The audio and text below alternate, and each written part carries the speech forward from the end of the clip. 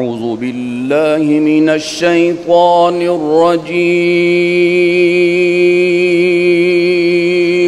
بسم الله الرحمن الرحيم.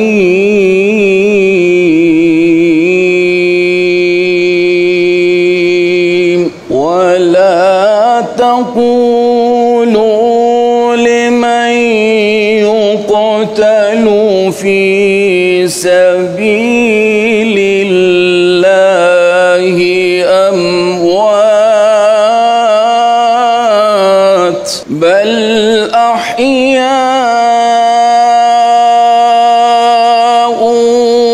ولكن لا تشعرون.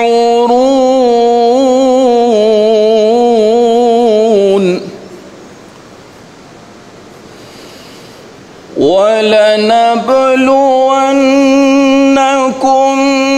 بشيء من الخوف والجوع ونقص من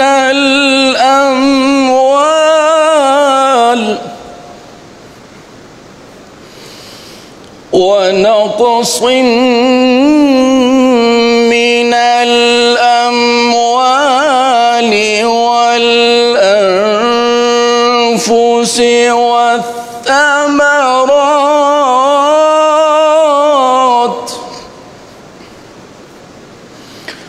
وبشر الصابرين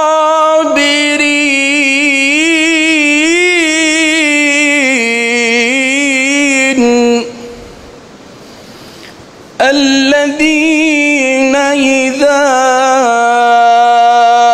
أصابتهم مصيبة قالوا إنا لله وإنا إليه راجعون. صدق الله العظيम। तर्जमा समाअत फरमाए। शुरू करता हूँ अल्लाह के नाम से जो बड़ा मेहरबान और निहायत रहम करने वाला है।